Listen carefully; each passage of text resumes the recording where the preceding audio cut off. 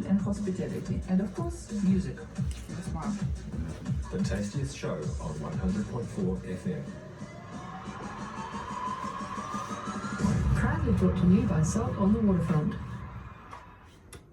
Hello, hello, hello. Welcome to Taranaki Foodies, the tastiest food show on 100.4 FM. It's me, Olina Williams, in the studio with the red walls. And with me today, a very special guest. He's dressed in red, he has a beard, but it's not, what do you think? It's an amazing person, my friend Michael Serf, TV producer, radio broadcaster, actor, educator, writer. Name any creative profession in performing arts and it probably will be a description of Michael. So today we're discussing lots of things with Michael, and he brought his very special playlist with it. So Michael, hello. Good afternoon on a changing afternoon. Now with that intro, you've got me blushing, Olina, but I better put a ho ho ho in, seeing you suggested the red. But starting off with seeing it's the foodie show, blend is a big part of food. Beautiful album from Karen Clark that actually features Barbie being put into a blender. So how about that for opening? Song called Carpety. Let's listen together. Thank you, Michael.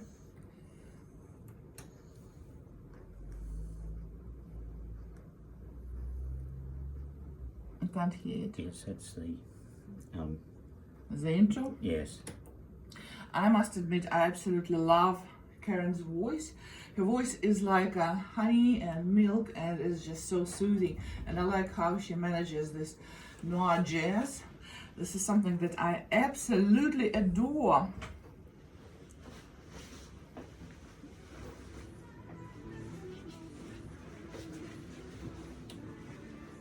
Sure.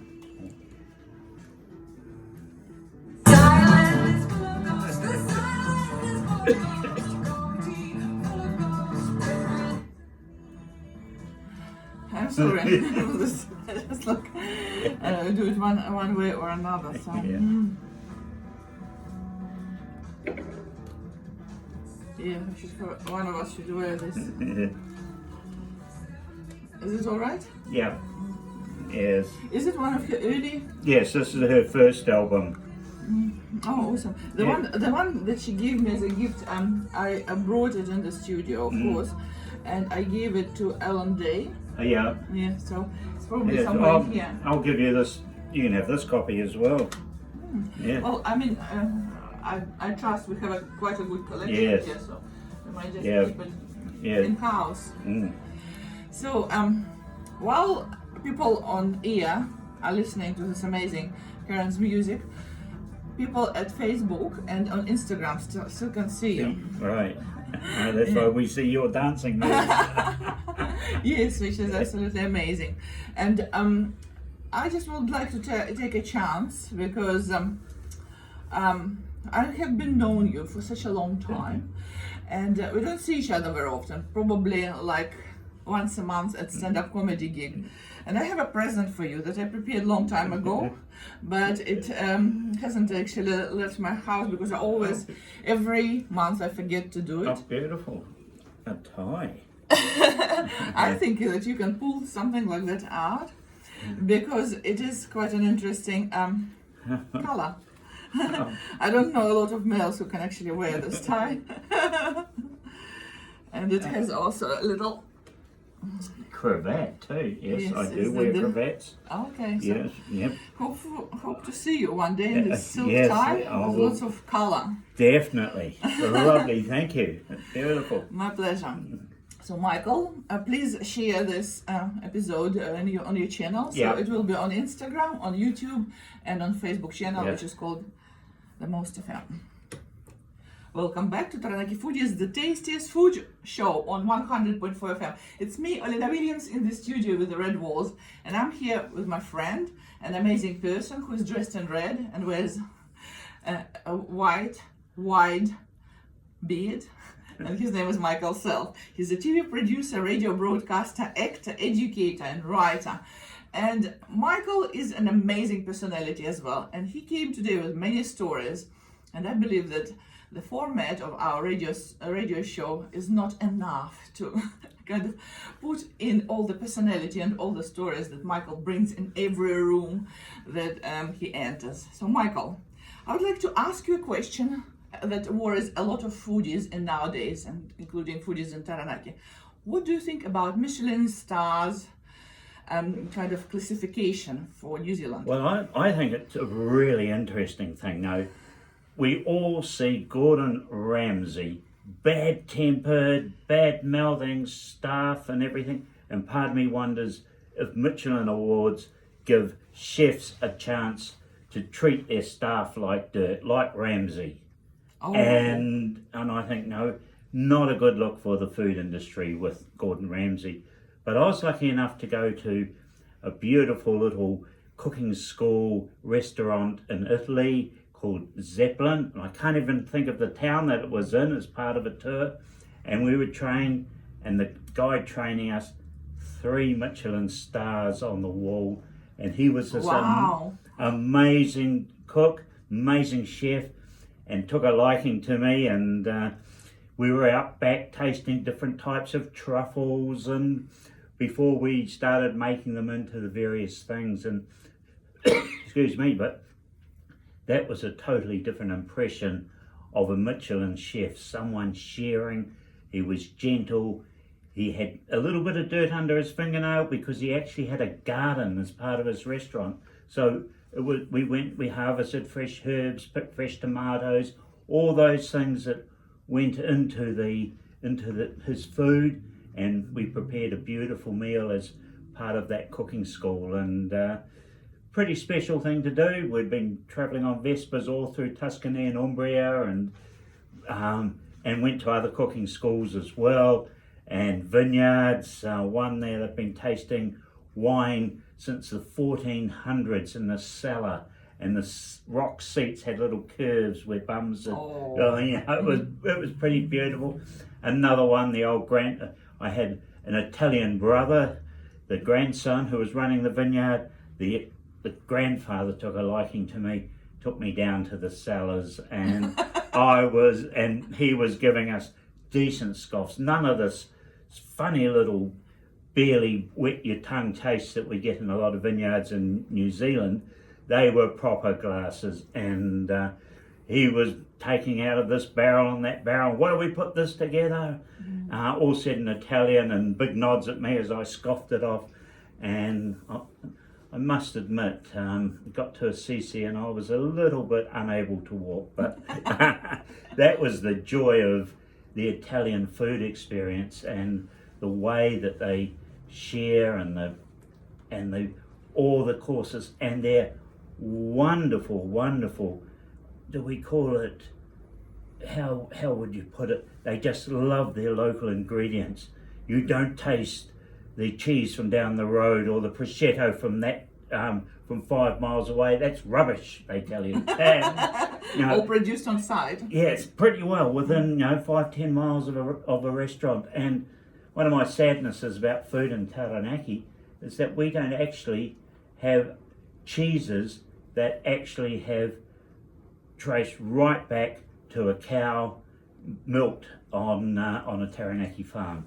Well, it's not sad. I would, on contrary, say that it's amazing, and that technology allows us to trace this back. And also, what I understand from this story, that you basically flirted your way through the European countries, and also another realization that it's only little things that you wouldn't prepare to do for food, right?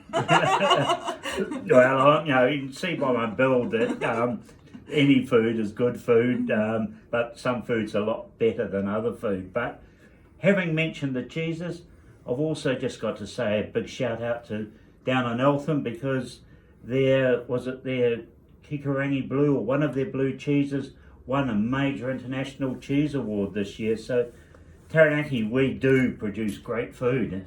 Yes, I agree to this. And the cheese shop that they refurbished in Eltham, oh my gosh, this is so cool. It's beautiful, shiny, clean, lots of personnel, and it feels like you are kind of in one of those little streets, somewhere maybe in Sweden or Switzerland, where they kind of, you come to the boutique shop and buy the cheese, but cheeses there are cheaper because there's some seconds and carts and other things.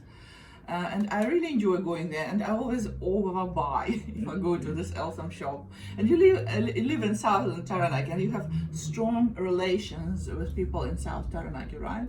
Well, that's where probably if I'm going to, I better put a hat on, and that's my baker's hat.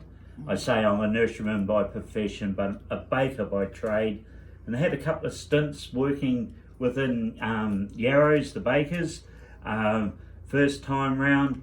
So long ago that we were still making big doughs of bread the traditional way, with bulk fermentation, taking 2.5 hours to make a dough before you started processing it into the loaves of bread. Then they swapped around and went to the high speed dough developers that take 2.5 minutes to do the same job. And during that time, had the dubious honour, the three of us got given the job of making 5 ton of trifle sponge in about 2 weeks. Marketing person had put it on a special, and everybody wanted it yesterday, and we worked hours and hours. And mixing sponge, you do, as you would know, you do a low speed, scrape down the bowl, and then do a quick high speed. And the bowl was the exact right height that the sticky part all congealed under my armpit. So I'd go home after doing all this sponge making with not being able to lift my arm because it was stuck solid. And so that was, and then sort of other big numbers. And this is another salute to how amazing the Taranaki food and what the Yarrow family have put into Taranaki food. Is I led a team one year, we made 4 million Christmas mince pies. Wow! And 4 million for the whole New Zealand, right? And Australia. Okay. And then I led the team that part of a team that beat Heinz International to getting the Asian Subway contract. And there in Manaia, we were making the most fantastic Subway rolls because, of course, they bake them, but they're made in Manaia. So that, I think, some of those major things, the frozen dough, the hot bread shops, all had roots back to Yarrows and Manaia, George Newport's fish and chip shop, because at one point you weren't allowed to bake bread and sell bread on a Sunday. And Yarrows started sending a couple of crates of hot breads over to George Newport's fish and chip shop on a Sunday afternoon, and suddenly people were coming from all around Taranaki, and the place would be jam-packed, and ended up having to do special bake for Sunday bread. That's awesome. So Med Media time is 4:15, and answering some questions online that people ask me, where is Warwick? Warwick is in Malaysia. So Warwick is coming in 2 weeks, and the next week we have another surprise guest, so please don't miss it. So Michael, you have been a TV producer for 30 years, and it was a paid TV channel, and you were specializing in South Taranaki big names or small names, agricultural people, producers, makers, bakers, and things like that. So now you're doing a lot of things in education and socializing and in radio. Do you feel that it is a step down from what you've done before? I don't know. It's all part of building on things. You have the little sine wave where you have a little peak, and then you do something different. I'm working with some smashing young people teaching engineering at Te Pai o Aotea at the moment. I've got an archive of about 1,000 shows that I made, featuring vintage machinery, featuring rural structures as well as gardening, and in amongst that, did a lot of different food visitations, vineyards, and lucky enough to have Peter Yayland of Yayland's Wines come on board as a sponsor. So he was the first carbon neutral vineyard in the world, I believe, down there. And that's a great sponsor wine, it's very relatable to many people, the same as food. But vintage machinery is very niche. So who was your audience?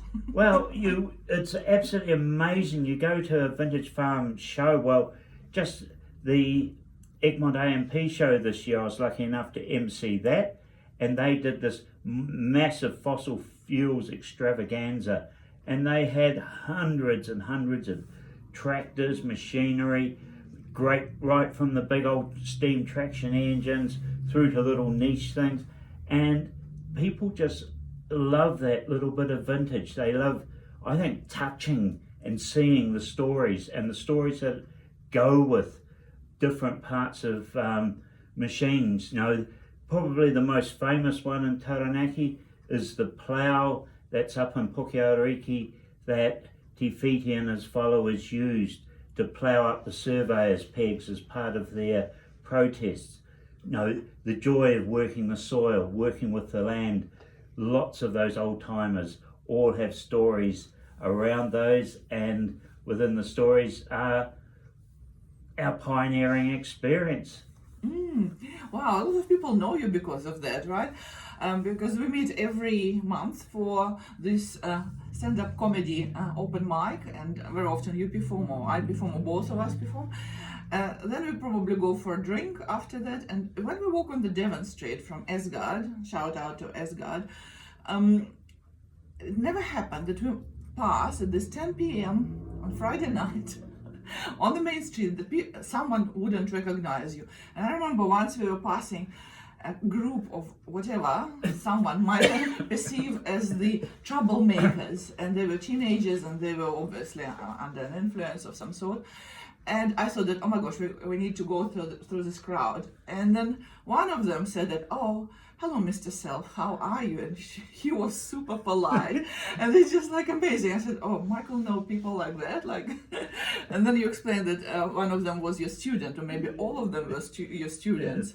Yeah. That's one of the amazing things, is sometimes the students that give you some of the hardest times in a class, you eventually get through to them. And I'm in a position, I'm teaching at a school that I actually also went there as a student, and I was able to stand in the staff room or sit in the staff room one morning and say, it's 50 years to the exact minute since I was first suspended. And that goes right back to when I had you weren't allowed to have hair touching your ears, your eyebrows, or your collar, or you got kicked out of school. And now you broke all those rules. That's childhood trauma for sure. Yeah.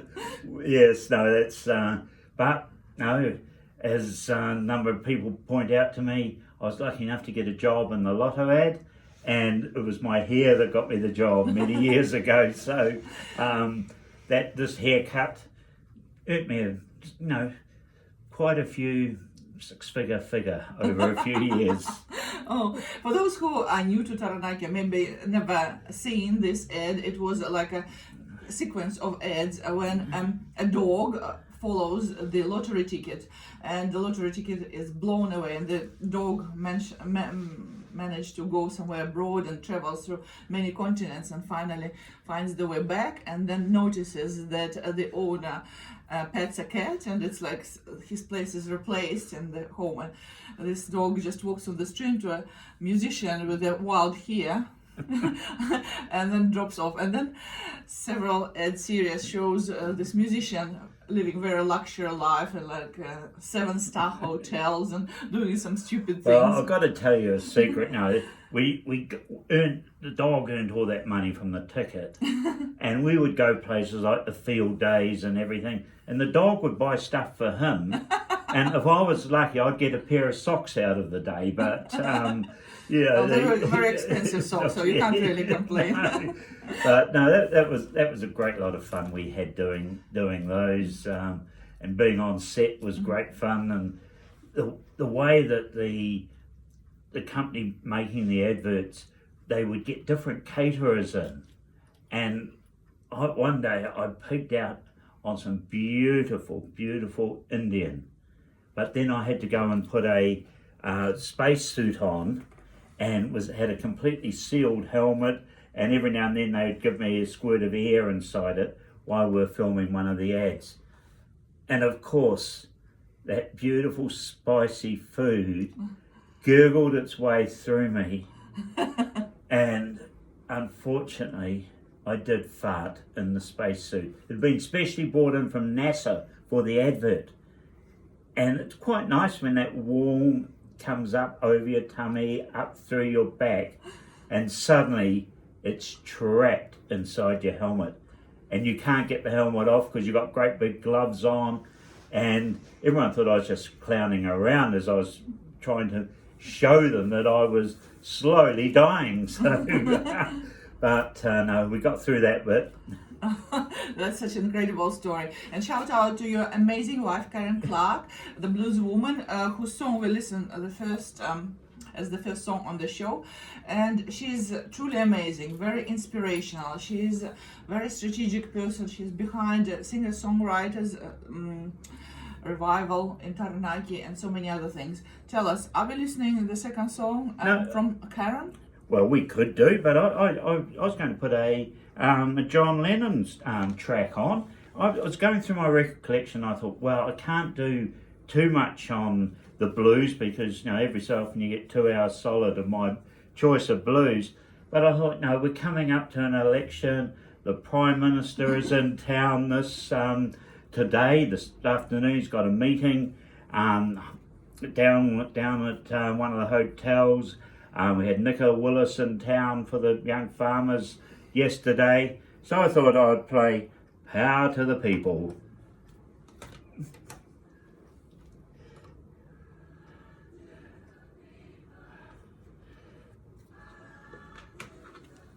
Is the sound all right in there? Yeah. Okay, great choice. Yeah. And then I'll put my last one will be her little one, the track that she put a So we will discuss the Blue Street show Yeah. because I think it's very cool. It gives a kind of a little shout out to our fellow broadcasters on the Most FM. yes. Yeah.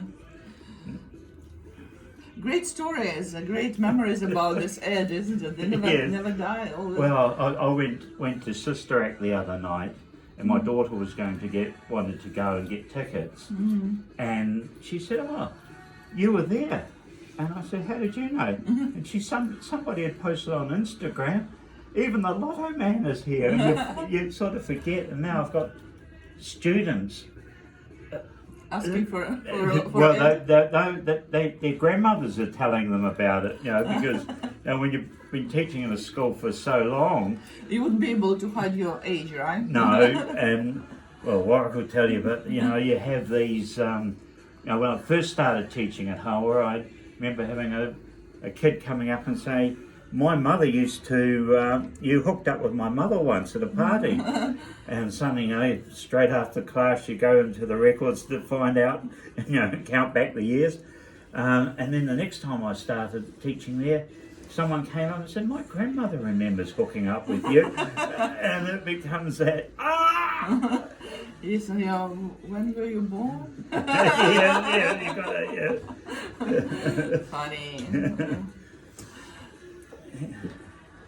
So have you been to these political meetings? No. We're trying to be non-political on the Yes, radio indeed. station. Yes, that's and right. I think Okay. it's super important for But as a radio journalist, stations. you can't really. Yeah.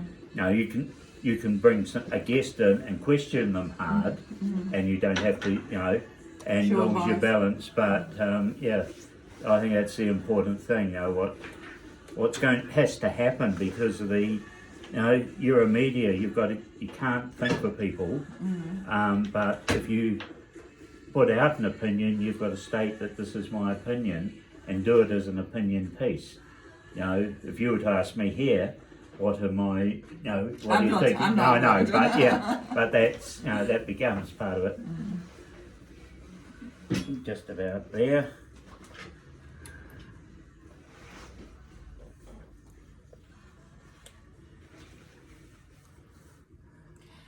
Welcome back to Taranaki Foodies, the tastiest food show on 100.4 FM, proudly delivered to you by Salt on the Waterfront of Millennium Hotels, our amazing sponsor. Please support them.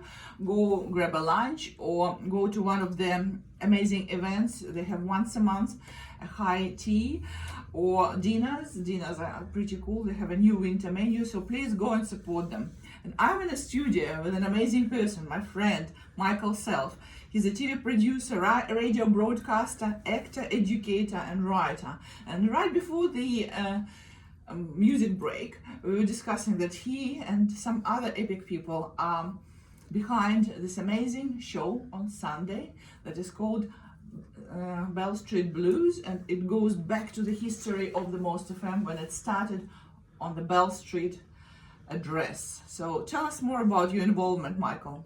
Well, suddenly Pete Bennett gave me a call one day and said, would you like to come in and host the blues show?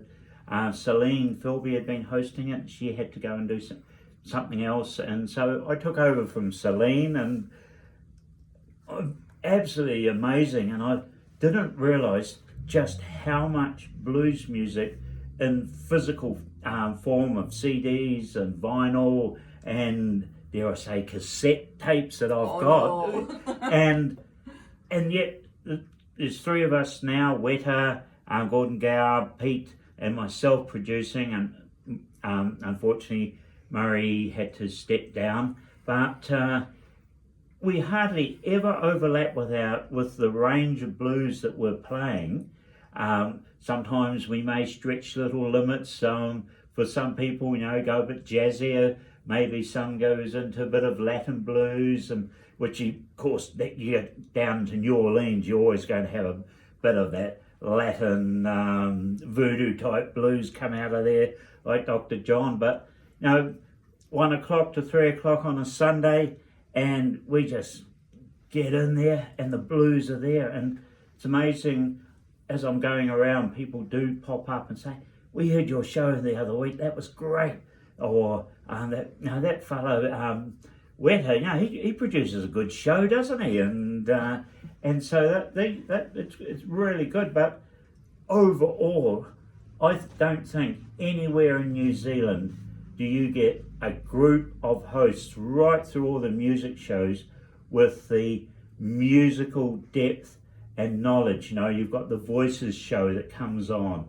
You have Graham with his Music Without Frontiers, Yes, and he's got no frontiers. That man, he'll go into the one person living in Antarctica who recorded an album and play that, and then suddenly he's in the middle of Africa, and somewhere he's up in Iceland, and then you have people like Andy Bassett who are full-on musicians in their own right, and I think even Kerry, our manager, has that amazing deep musical background. Yes, shout out to Kerry Smith. I agree. As a performer, as a person curating, because really, the most is really a musical art gallery. Oh wow, I love that. I'm going to use it. I'm going to steal it from you.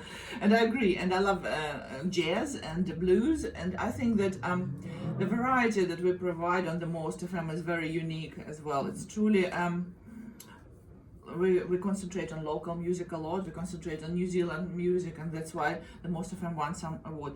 But also the ethos is avant-garde music that is not necessarily everyone's piece of cake, right? So music that need to be aired, and here it is, the Most FM giving it some airtime, which is actually quite amazing. Not necessarily avant-garde. Sometimes it's just like a forgotten music from the past as well. Well, I bought my first full LP vinyl in 1970. Still got it. It's very buckled. My mother left it in the sun one day. I think maybe because she got tired of me playing it. And that was Human Instinct Stone guitar. I brought a Hendrix album back there, and that used to both of them got thrashed at parties. And so much of that classical music, well, I call it classical music. I went through a prog rock stage where I was listening to Yes and Rick Wakeman and a lot of those, and the progressive jazz, which I'd love to play sometime on the Most. People like L.D. Miola and Romantic Warrior Return to Forever and so on. There's some amazing musicians out there, and a venue, we'll call it the Art Gallery of Music, like the Most, has a really important role to keep that music going. And which takes me right back now. When I was at high school, I actually did a comparative music course, and we looked at music of different cultures. The German tradition of writing music in the key of H, and that's the only key I can sing in, which is pretty bad. But Key of H. I made a joke about the key of H, and then suddenly I find in ancient German music there was genuinely a key of H. So I've got to revive my joke sometime. Wow, music goes so well with the food. I mean, you go to a restaurant, there's a beautiful ambient music playing that makes people more relaxed. You go to a shop and they play music that makes you kind of mesmerized by the products on the shelves and things like that. So I would like to bring us to last week when someone called us a greeting committee from the Most FM, and we greeted an amazing foodie. I believe that he belongs to the whole New Zealand, not only Auckland. Auckland can't claim him. Terada, he's a comedian, he's a writer, but mainly he likes to be presented as a writer. And he is the performing artist, and he has been your long-term friend. Tell us more about his performance at the Winterfest. Well, I went to both his shows, the little writers talking one with his wife Ruth, but the cookbookery one down at the at Theatre Royale was really cool. He's a compulsive collector, and I'm lucky enough to have filmed his father's shed as one of my shows, and that shed has got so many things in it. And if it's not in there, they start making it. For example, they built a World War I tank out of corrugated iron and a David Brown tractor just for one of T. Radar's shows that he was making about World War I. They've got a half-track international truck with an anti-aircraft gun mounted on the back. They take round the farm to scare the Canada geese. And, lovely to have that lovely nuttiness of them. So T. Radar obviously became part of that. I met him doing some television work some years ago, and we've featured on both each other's shows a couple of times. But cookbookery, if we got into memories for a lot of the older people there, people like Aunt Daisy, Alison Holswell brought in the fun of the recipes. I took my son, he came as well, and when T. Radar started talking about cooking brains. Now, sheep's brains have got to be one of the most forgotten great foods of New Zealand cuisine. And when I was a baby, my mother would mince them up in the muley with veggies. That was my first introduction to solids. I did that with my children. Sheep's brain. And then they suddenly disappeared off the market. And T. Radar reminded me of them. He had pictures of little sliced brains and breadcrumbs and brains, and we used to just cook them in a bit of milk, then use that milk to make a batter, chop up the brains and then fry them like a corn fritter. Beautiful. And that was every other Sunday morning was our meal for breakfast. And so that was, but then the French found that we were a good source of brains. So now most of the brains, sheep's brains, are exported to France. And it's helped raise their IQ, I assure you. But we can't go into a supermarket and get a feed of brains anymore. I'm sure you know a couple of butchers. Well, we try, but it's blooming hard work. You realise, I remember about 8 or 9, and my father, we used to kill a lot of sheep and put them in the freezer. And my father threw a sheep's head over to me and said, "Well, you love the brains so much, you get it out." And there I had a little tenon saw, very, very blunt, and trying to cut the little V out of the sheep's head to get the brains out. That's so gross, Michael. It was terrible. Too gross for the Taranaki foodies. Yeah, I did press the tongue as well, but and you get this massive tongue. And T. Radar was talking about the different things done with tongues, and when you press a sheep's tongue, it starts off at something at over 300 millimeters long, and once it's pressed, it comes out at about 50 millimeters by 50 millimeters little block in gelatine. So, you know, and I played with all sorts of things, you know, and went through an alternative lifestyle. So I taught myself how to make brawn and ham and tongue, you know, get the pig's heads and all those things. Poacher's brawn made with pig's trotters and rabbit meat, and now I can't even see through my gun properly to shoot the rabbits. You know, it was really good lunch with Tereda, and he's such a great conversationalist. It's an interesting person to sit at the same table. And he brought an animal with him, and it was a dooney. And I was so shocked. I thought that he was joking, that he's going to take a sheep out of his bag, but he did. Well, and the crazy thing is, well, Tereda's back in the province this weekend for the Young Farmer of the Year Awards, and based down in Stratford, and that little lamb, Dooney, was a stuffed lamb given by the young farmers to Robert Muldoon, the then Prime Minister, and it's got a chewed off ear, and I think that's, you know, Muldoon probably chewed that off when Marilyn Waring was upsetting him, but that's another story. and then it's got the little silver plaque, and I think Tereda got it in an op shop or an antique shop somewhere, and now he carts it everywhere with him. It's got a solid as base. And Very heavy. Yeah, and you can look back in some of the old photos of Muldoon in his office, and that lamb is sitting in the background. My and gosh. yeah, and what a great little thing to do. I sort of took separately. We have a little music venue, and it was Studio 64. Now it's a sound shed. And we got a stuffed pheasant, and in our decor we'd put the pheasant in different places to see if people would notice it. But Tereda actually collects taxidermy, so there's a little known fact about him. Such a passionate collector. There is another word for it. It's called hoarder. Well, the hoarders. I don't think he's at the stage of another friend of mine that used to go down to the taxidermists and get spare parts and create strange animals of putting all the parts that's together. Really sick and gross, honestly. Let's listen to the third piece of music that you have created for us. Well, this was chosen. Well, this was the soundtrack for my New Zealand Rural Structures show. It's called Small Town. A little bit about what we're losing in so many ways, and some of the thoughts probably very relevant into the days of local authority reorganisation.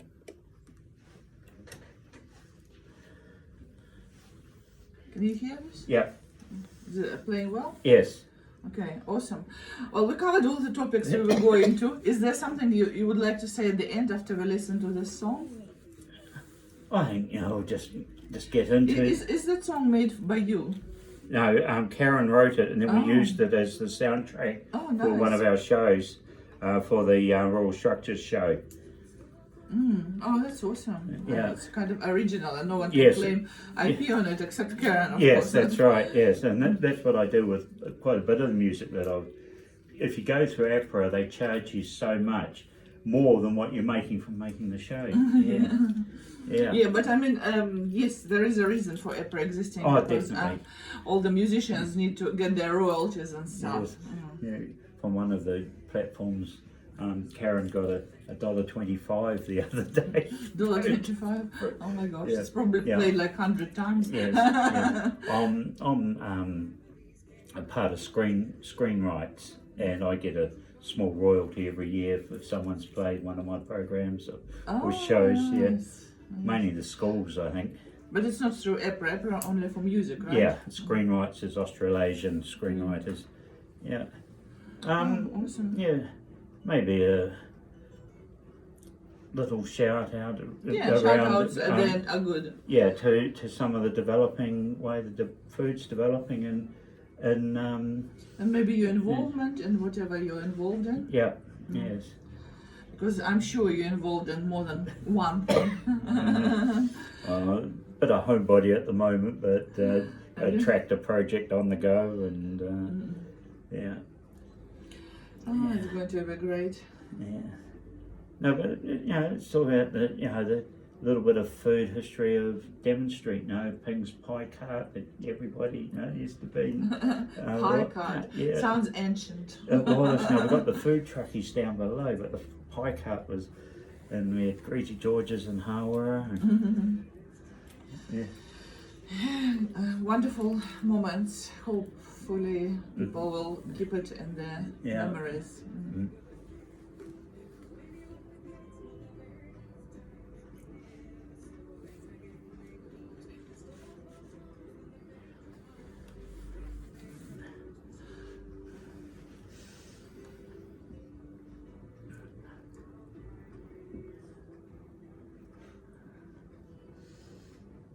You wouldn't believe it, but you've been speaking for 45 minutes. Gee, oh gosh.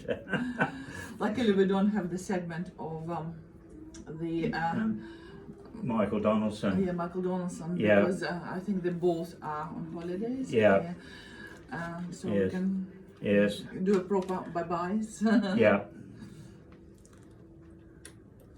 Welcome back to Taranaki Foodies, the tastiest food show on 100.4 FM, proudly sponsored by Salt on the Waterfront of Millennium Hotels. Thank you very much to our amazing sponsors.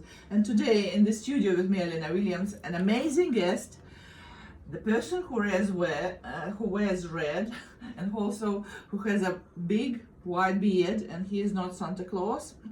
Michael Serf, TV producer, radio broadcaster, actor, educator, and writer. So we had an amazing interview today. We were talking about Michelin stars, about his baker career, about his friend Teresa, and so many things in between.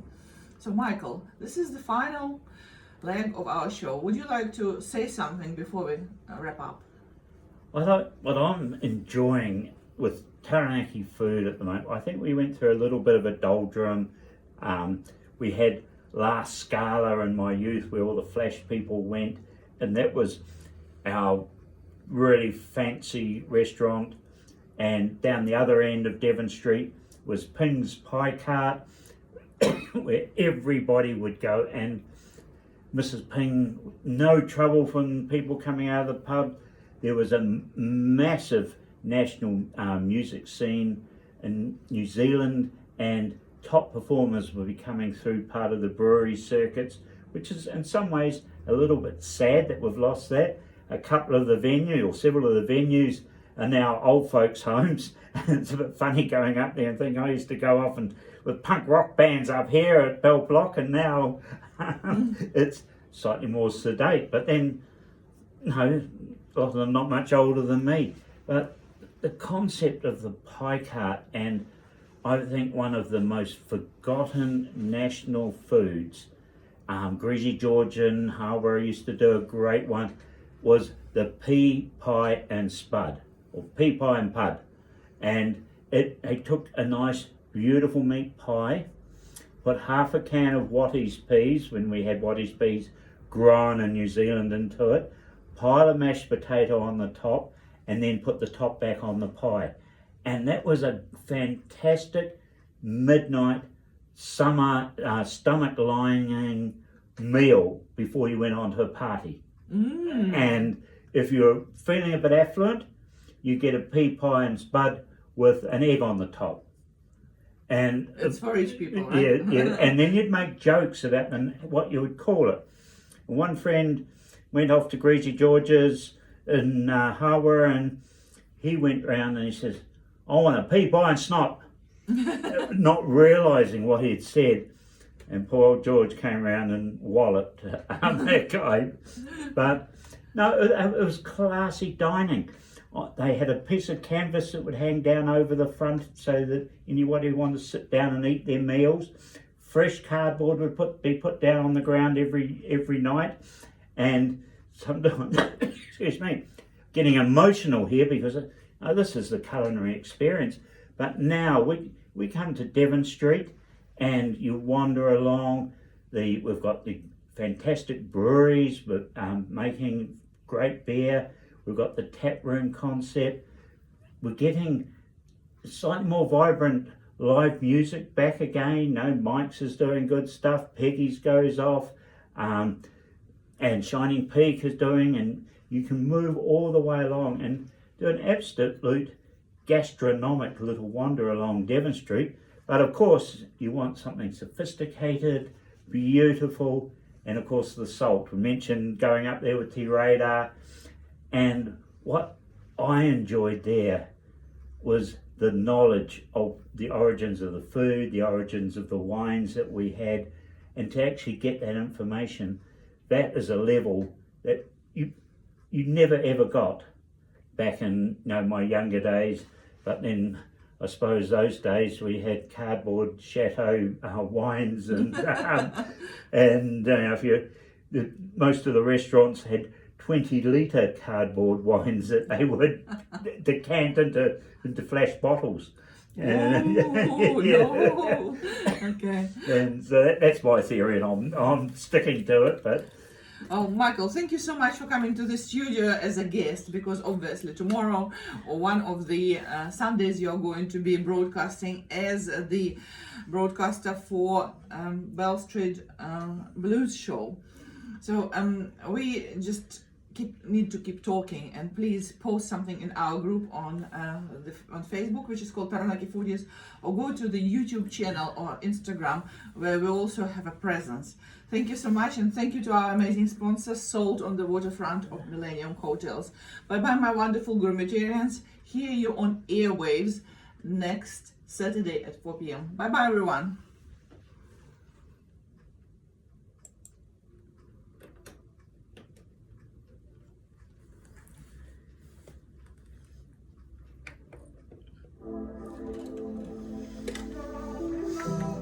Well done.